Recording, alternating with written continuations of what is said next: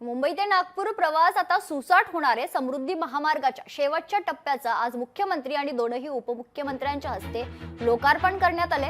इगतपुरी ते आमणे हा 76 किलोमीटरच्या टप्प्याचा आज लोकार्पण झाल्याने संपूर्ण समृद्धी महामार्गावर आता प्रवास करता येणार आहे। महत्त्वाचं म्हणजे लोकार्पण झाल्यानंतर शिंदेंनी स्टीअरिंग हातात घेतल्याचं पाहायला मिळालं आणि शिंदे फडणवीस एकाच गाडीतून प्रवास केल्याचं देखील पाहायला मिळतं। ही थेट दृश्य आपण बघतोय।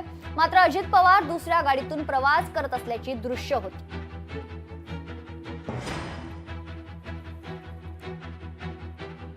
मुंबई ते नागपूर प्रवास आता सुसाट होणार आहे। समृद्धी महामार्गाच्या शेवटच्या टप्प्याचा आज मुख्यमंत्री आणि दोन्ही उपमुख्यमंत्र्यांच्या हस्ते लोकार्पण करण्यात आले।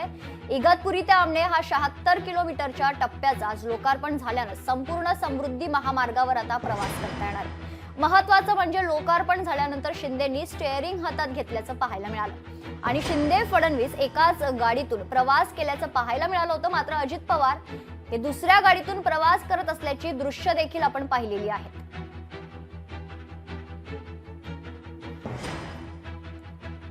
गेल्या अनेक दिवसांपासून एकनाथ शिंदे हे खरं तर राष्ट्रवादी काँग्रेसवर नाराज असल्याची चर्चा होती। मात्र त्यानंतर आता या चर्चांना कुठेतरी पूर्णविराम मिळालेला आहे, कारण ही दृश्य आपण बघतोय। या दृश्यात या गाडीचं स्टीअरिंग जे आहे ते उपमुख्यमंत्री एकनाथ शिंदे यांच्या हातात देण्यात आलेलं आहे आणि त्याच गाडीमध्ये मुख्यमंत्री देवेंद्र फडणवीस आणि मागच्या सीटवर जर आपण पाहिलं तर उपमुख्यमंत्री अजित पवार हे देखील बसलेले आहेत, उपस्थित आहेत। एकाच गाडीतून महायुती सरकार हे प्रवास करत आहेत। खरं तर विकासाच्या दिशेने ही गाडी निघालेली आहे महायुती सरकारचं।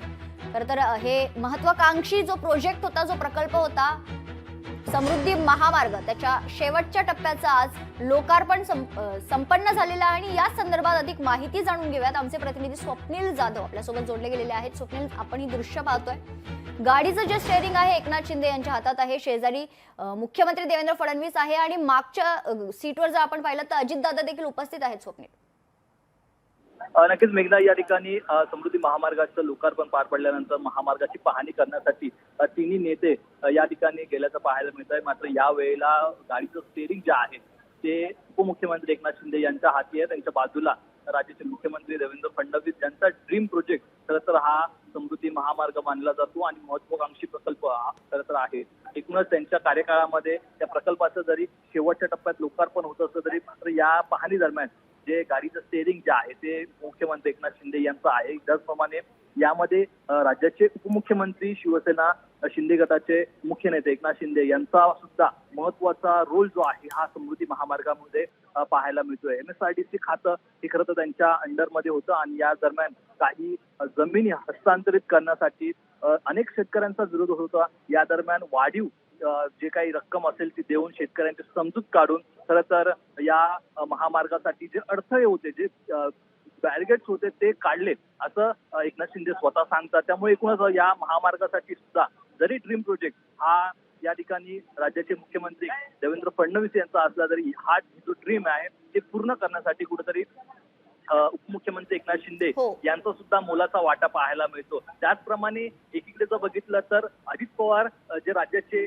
उपमुख्यमंत्री आहेत, अर्थमंत्री आहेत, त्यांचा सुद्धा या ठिकाणी एक मोलाचा वाटा पाहायला मिळतो, कारण ते अर्थमंत्री आहेत। त्यामुळे या ठिकाणी जे ब्रिजेस झालेले आहेत, जे महामार्ग झालेले आहेत त्यासाठी निधी हा अजित पवारांच्या खात्यातून येतो। त्यामुळे एकूण तिन्ही नेते खरं तर या महामार्गाच्या पाहणी दरम्यान महत्वाचा रोल आपल्याला या ठिकाणी निभावताना पाहायला मिळतात। मात्र या तिन्ही नेत्यांमध्ये या तिन्ही नेत्यांनी जी गाडी वापरली त्या गाडीचं सारथ्य हे राज्याचे उपमुख्यमंत्री असलेले एकनाथ शिंदे यांनी केल्याचं पाहायला मिळतं। त्यामुळे राज्याचं स्टीअरिंग जरी देवेंद्र फडणवीस राज्याचे मुख्यमंत्री असून त्यांच्या हाती हे राज्याचं स्टीअरिंग जरी असलं तरी या महामार्गाचं स्टीअरिंग हे आपल्या हाती आहे असं कुठेतरी राज्याचे उपमुख्यमंत्री एकनाथ शिंदे हे दाखवू इच्छितात का, असा सुद्धा या ठिकाणी प्रश्न उपस्थित होतो। कारण ते जे MSRDC च्या अंतर्गत येतं ते राज्याचे उपमुख्यमंत्री एकनाथ शिंदे यांच्या सुद्धा अंतर्गत येत होतं। त्यामुळे कुठेतरी एकूण यामध्ये सिंहाचा वाटा जरी तिघा नेत्यांचा असला तरी स्टीअरिंग मात्र माझ्या हाती आहे असं कुठेतरी या ठिकाणी एक चित्र पाहायला मिळतंय। निश्चित स्वप्नील, जर आपण पाहिलं तर ही गाडी खरं तर थेट विकासाकडे निघाली आहे का, असंच हे जे चित्र आहे ते स्पष्ट होतंय आपल्याला। या जर समृद्धी महामार्गाचा हा जो शेवटचा टप्पा आहे तो म्हणजे इगतपुरी ते आमणे, या बोगद्याची जे वैशिष्ट्य आपण पाहिली तर त्या वैशिष्ट्यांबद्दल काय सांगाल स्वप्नील? नक्कीच ही गाडी जी आहे ती विकासाच्या दृष्टीने निघालेली आहे, पण गाडीचा मार्ग हा खरं तर नागपूरच्या दिशेने होता। त्यामुळे एकूणच हा बोगदा जो आहे तो इगतपुरीपासून नागपूरच्या दिशेने जाण्यासाठी सुरू होणारा होता. त्यामुळे एकूणच तिन्ही नेते हे नागपूरच्या दिशेने इगतपुरीच्या दिशेने निघाले होते आणि तिथून आता रिटर्न पुन्हा इगतपुरीच्या दिशेने माघारी येत आहेत. मात्र या बोगद्याचं जर वैशिष्ट्य पाहिलं तर एकूण हा बोगदा आहे तो आधुनिक तंत्रज्ञानाचा वापर करण्यात आलेला आहे. यामध्ये 8 किलोमीटरचा हा इगतपुरीचा बोगदा आहे. यामध्ये वारली पेंटिंग असेल, अनेक चित्र रेखाटलेली आहेत. मात्र त्याचप्रमाणे अलार्म सिस्टीम, फायर सिस्टीम आणि इंटरचेंज हा बोगद्यामध्ये देण्यात आलेला आहे. अशा प्रकारचा बोगदा हा महाराष्ट्रामध्ये पहिल्यांदाच निर्माण करण्यात आलेला आहे. जर एका बोगद्यामध्ये एखादा अपघात झाला किंवा एखादा बोगदा बंद करण्यात आला तर तो दुसऱ्या बोगद्यामध्ये त्याचा मार्ग वळवता येईल, अशा प्रकारची सिस्टीम, खरं तर अशा प्रकारचं बांधकाम या बोगद्यामध्ये करण्यात आलेला आहे. आणि देशातील आणि एकूणच देशामध्ये सर्वात लांबीचा बोगदा हा अटल टनल मानला जातो. मात्र इथे महाराष्ट्रामध्ये जो बोगदा हा करण्यात आलेला आहे हा सुद्धा तितक्याच ताकदीचा आणि मोठा असा बनवण्यात आलेला आहे. 9 मीटर रुंदीचा हा बोगदा आहे. त्यामुळे महाराष्ट्र देशातील सर्वात मोठा असा हा बोगदा मान मिळवणारा आहे. त्यामुळे यामध्ये ज्याप्रमाणे ज्या एक्सकेव्हेटर मशीन्स वापरण्यात आले त्याचप्रमाणे सुरुंग सुद्धा लावण्यात आले होते आणि एकूण याची रुंदी वाढवण्यात आलेली आहे. त्यामुळे या बोगद्यातून महाराष्ट्रातील अनेक बोगदे जे आहेत त्यामध्ये 2 किंवा 3 अशा पदरी मार्गिकेचे रस्ते आहेत. मात्र हा जो बोगदा आहे यामध्ये 6 पदरी मार्गिका पाहायला मिळतात. त्यामुळे एकूणच या बोगद्याचे वैशिष्ट्य जे आहेत ते अनेक महत्वाचे आहेत. आणि यामध्ये आणखी एक वैशिष्ट्य जे आहे म्हणजे ते 60 डिग्री सेल्सिअस पर्यंत जर तापमान या बोगद्यामध्ये निर्माण झालं तर यामध्ये अलार्म सिस्टीम आणि फायर सिस्टीम हे दोन्ही संदेश जे आहेत ते कंट्रोल रूम पर्यंत पोहोचवतात. आणि त्याचप्रमाणे स्वयंचलित जे स्प्रिंकलर्स आहेत ते या ठिकाणी पूर्ण 8 किलोमीटरच्या बोगद्यामध्ये पाहायला मिळतात. त्यामुळे एखादी आग जरी लागली किंवा एखादा उकाडा जरी बोगद्यामध्ये 60 सेल्सिअस पेक्षा जास्त जाणवू लागला तर त्याच वेळेला लगेच स्प्रिंकलर चालू होतील आणि तात्काळ आग ही विझू शकते आणि ते तापमान सुद्धा कमी होऊ शकतं. अशा प्रकारची सिस्टीम आहे. त्याचप्रमाणे ट्रंक कॉल काही फोन ह्या 700 मीटरवरती अंतरावरती खरं तर ठेवण्यात आलेले आहेत. त्या 700 मीटर अंतरावरती जे फोन जे आहेत ते सुद्धा कंट्रोल रूमशी कनेक्टेड आहेत आणि त्या ठिकाणी एक टॉकबॅक मशीन सुद्धा लावण्यात आलेला आहे जेणेकरून आपण समोरच्या व्यक्तीशी बोलून त्याचा आवाज आपल्यापर्यंत व्यवस्थित पोहोचावा याची सुद्धा या ठिकाणी खबरदारी घेण्यात आलेली आहे. यासाठी सिस्टीम या ठिकाणी बनवण्यात आलेल्या आहेत. लाऊडस्पीकर सुद्धा या ठिकाणी लावण्यात आलेले आहेत. त्यामुळे सर्व सुविधायुक्त असा हा बोगदा या ठिकाणी आपल्याला पाहायला मिळतो.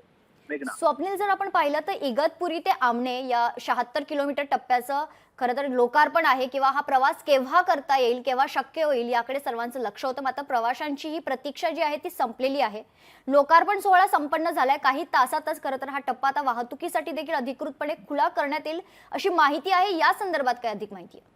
मेघना, नक्कीच आज या ठिकाणी लोकार्पण झालेला आहे. मात्र व्हीआयपी मुवमेंट असल्यामुळे आज हा प्रवास सर्वसामान्यांसाठी रोखण्यात आलेला आहे. मात्र ज्यावेळी इथून राज्याचे दोन्ही उपमुख्यमंत्री, राज्याचे मुख्यमंत्री हे या ठिकाणाहून दुसऱ्या ठिकाणी रवाना होतील तेव्हा लगेच हा प्रवास जो आहे तो सर्वसामान्यांसाठी खुला करण्यात येणार आहे. मात्र अधिकाधिक जो प्रवास जो खुला होणार आहे तो म्हणजे उद्यापासून खरं तर सर्वसामान्यांना या बोगद्यातून एकूण 76 किलोमीटरचा हा अखेरचा टप्पा असेल आणि त्या पुढचा जो काही मार्ग आहे इगतपुरी ते नागपूर हा असा प्रवास करायला मिळणार आहे. त्यामुळे आज तूर्त व्हीआयपी मुवमेंटमुळे या ठिकाणी वाहतूक या ठिकाणी सोडण्यात आलेली नाहीये. मात्र आज व्हीआयपी वाहतूक संपल्यानंतर लगेच या ठिकाणी सर्वसामान्यांना हा महामार्ग जो आहे समृद्धी महामार्ग आहे तो खुला करण्यात येईल.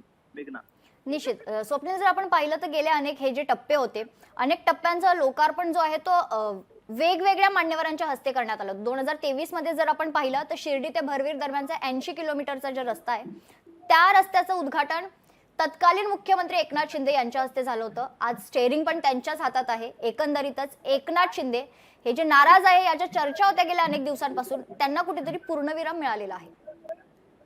नक्कीच या ठिकाणी समृद्धी महामार्गाचं ज्या अनेक टप्प्यांमध्ये लोकार्पण करण्यात आलं यामध्ये पहिल्या टप्प्यामध्ये सुद्धा राज्याचे मुख्यमंत्री हे तत्कालीन मुख्यमंत्री एकनाथ शिंदे होते. मात्र या ठिकाणी पंतप्रधान नरेंद्र मोदी यांनी 520 किलोमीटरचं जे अंतर होतं इगतपुरी ते नागपूर याचं उद्घाटन केलं होतं. नंतर इगतपुरी ते भरवीर इंटरचेंज पर्यंतचं जे 80 किलोमीटरचं जे लोकार्पण होतं ते राज्याचे तत्कालीन मुख्यमंत्री एकनाथ शिंदे यांच्या हस्ते झालं होतं. आणि यानंतरचं काही पॅच होता जो मंत्री दादा भुसे यांच्या हस्ते लोकार्पण करण्यात आला होता. मात्र हा अखेरचा जो शेवटचा 4थ्या टप्प्यातील लोकार्पण आहे ते मुख्यमंत्री देवेंद्र फडणवीस यांच्या हस्ते होताना पाहायला मिळत आहे. मात्र या ठिकाणी अनेक चर्चा महायुतीमध्ये नाराजीच्या रंगल्या होत्या. यामध्ये अजित पवार नाराज असलेली चर्चा होती. यामध्ये सध्या आता जी काही चर्चा सुरू आहे महायुतीमध्ये ती म्हणजे राज्याचे मुख्यमंत्री असलेले एकनाथ शिंदे हे नाराज असलेली चर्चा होती. मात्र या ठिकाणी तिन्ही नेत्यांच्या चेहऱ्यावरती एक स्मित हास्य होतं आणि एक समाधान होतं. कुठेतरी एक महत्वाचा टप्पा हा समृद्धी महामार्गाचा पूर्ण होतोय आणि हा समृद्धी महामार्ग उद्यापासून सर्वसामान्यांच्या सेवेत रुजू होतोय. त्यामुळे एक याचं एक समाधान तिन्ही नेत्यांच्या चेहऱ्यावर होतं. मात्र गाडी चालवण्याचं जे समाधान किंवा गाडी चालवण्याचा जो उत्साह आपण जर बघितला तर ते राज्याचे उपमुख्यमंत्री एकनाथ शिंदे यांच्या चेहऱ्यावर पाहायला मिळत होतं. त्याप्रमाणे राज्याचे मुख्यमंत्री देवेंद्र फडणवीस यांनी जशी फीत कापून या महामार्गाचं लोकार्पण केलं त्याचप्रमाणे हे तिन्ही नेते जेव्हा पुढे आले तेव्हा त्यांच्यामध्ये पहिले हे राज्याचे उपमुख्यमंत्री एकनाथ शिंदे पहिले आले. गाडीच्या दिशेने ते पुढे गेले आणि त्यांनी पहिली जी स्टेअरिंग वाली सीट आहे तीच पकडली आणि त्यानंतर खरं तर मागे राहिलेले जे राज्याचे मुख्यमंत्री देवेंद्र फडणवीस होते त्यांना नाईलाजास्तव बाजूच्या सीटवरती जाऊन बसावं लागलं आणि त्यांच्या मागच्या सीटवरती जे आहेत ते नेहमीप्रमाणे राज्याचे उपमुख्यमंत्री अर्थमंत्री अजित पवार हे जाऊन बसले. बाजूला काही अधिकारी आणि दादा भुसे सुद्धा या ठिकाणी बसले होते. त्यामुळे एकूण या तिन्ही नेत्यांसोबत कुठेतरी मंत्री दादा भुसे यांनी सुद्धा हा प्रवास दिला. मात्र याचं तिन्ही नेत्यांचं जे आहे ते सारथ्य राज्याचे उपमुख्यमंत्री एकनाथ शिंदे यांनी केल्याचं पाहायला मिळतं. त्यामुळे या दरम्यान एक अस्मित हास्य एक समाधान राज्याचे मुख्यमंत्री असलेल्या देवेंद्र फडणवीस यांच्या चेहऱ्यावरती होतं. त्याचप्रमाणे राज्याचे उपमुख्यमंत्री एकनाथ शिंदे जे स्टेअरिंग सीटवरती बसले होते ते स्टेअरिंग सीटवर बसल्यामुळे त्यांच्या चेहऱ्यावर सुद्धा तसाच एक समान आनंद पाहायला मिळाला. त्यामुळे एक सर्व चित्र चांगलं असं दाखवण्याचा हा प्रयत्न होतो का असा सुद्धा एक सवाल या ठिकाणी उपस्थित होत आहे. स्वप्नील, स्थानिक स्वराज्य निवडणुकांसाठी खरं तर सर्वच पक्षांची मोर्चे बांधणी सुरू असताना, छोटा भाऊ लहान भाऊ अशा अनेक चर्चा सुरू असताना आज लोकार्पण सोहळ्यात दिसलेलं हे दृश्य काहीतरी वेगळं सांगते स्वप्नील. नक्कीच स्थानिक स्वराज्य संस्थांच्या निवडणुका जवळ आलेल्या आहेत. तर ऑक्टोबर महिन्याच्या पहिल्या दुसऱ्या आठवड्यामध्ये या निवडणुका घेण्यात येतील अशा प्रकारच्या हालचाली राज्य निवडणूक आयोगाच्या सुरू आहे. त्याचप्रमाणे राजकीय पक्षांकडून सुद्धा तयारी करण्यात येते. या दरम्यान जर बघितलं तर महायुतीमध्ये छोटा भाऊ मोठा भाऊ यावरून नाराजी नाट्य पाहायला मिळते. मात्र या खरं तर लोकार्पणाच्या नंतर पुन्हा या चित्राकडे सगळेच वळतील. मात्र सध्याचं चित्र हे आनंदाचं आणि समाधानकारक असल्याचं या तिन्ही नेत्यांकडून दाखवण्यात येत आहे. मेघना, निश्चित. धन्यवाद स्वप्नील आपण दिलेल्या सविस्तर माहितीसाठी. तर समृद्धी महामार्गाच्या शेवटच्या टप्प्याचा आज लोकार्पण सोहळा संपन्न झालेला आहे. मुख्यमंत्री देवेंद्र फडणवीस आणि दोनही उपमुख्यमंत्री या लोकार्पण सोहळ्यासाठी उपस्थित आहेत. दरम्यान तर या शेवटच्या टप्प्यात सर्वात मोठ्या रुंदीचा बोगदा असणार आहे. या बोगद्याची काय वैशिष्ट्ये आहेत पाहूयात ग्राफिक्सच्या माध्यमातून. बोगद्यात प्रत्येक 300 मीटरवर आपत्कालीन मार्ग असणार आहे. प्रत्येक 700 मीटरवर गाडी थांबवण्यासाठी लेबाय मार्ग. बोगद्याची उंची 9.12 मीटर आणि रुंदी 17.61 मीटर. 7 मीटरचा व्हर्टिकल शेफ्ट. खरं तर अग्निशमन यंत्रणा यासोबतच अनेक व्यवस्था देखील करण्यात आल्या. नागपूर ते शिर्डी दरम्यानचा 520 किलोमीटरचा टप्पा 11 डिसेंबर 2022 ला पंतप्रधान नरेंद्र मोदी यांच्या हस्ते लोकार्पित करण्यात आला. 26 मे 2023 ला शिर्डी ते भरवीर 80 किलोमीटर लांबीच्या टप्प्याचं तत्कालीन मुख्यमंत्री एकनाथ शिंदेच्या हस्ते लोकार्पण करण्यात आलं.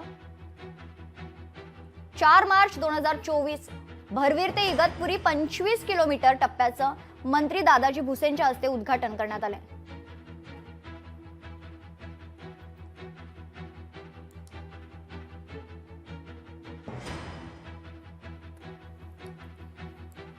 मुंबई ते नागपूर प्रवास आता सुसाट होणाऱ्या समृद्धी महामार्गाच्या शेवटच्या टप्प्याचा आज मुख्यमंत्री आणि दोनही उपमुख्यमंत्र्यांच्या हस्ते लोकार्पण करण्यात आले. इगतपुरी ते आमणे हा 76 किलोमीटरच्या टप्प्याचा आज लोकार्पण संपन्न झालंय. समृद्धी महामार्गावर आता प्रवास करता येणार आहे. महत्त्वाचं म्हणजे लोकार्पण झाल्यानंतर शिंदेनी स्टीअरिंग हातात घेतल्याचं देखील पाहायला मिळालं होतं आणि तीनही नेत्यांनी एकाच गाडीतून प्रवास केलेला आहे आणि ही गाडी सुसाट विकासाच्या दिशेने निघाली आहे. 701 किलोमीटर लांबीच्या समृद्धी महामार्गातील नागपूर ते शिर्डी दरम्यानचा 520 किलोमीटर टप्पा 11 डिसेंबर 2022 ला पंतप्रधान नरेंद्र मोदी यांच्या हस्ते लोकार्पित झाला होता.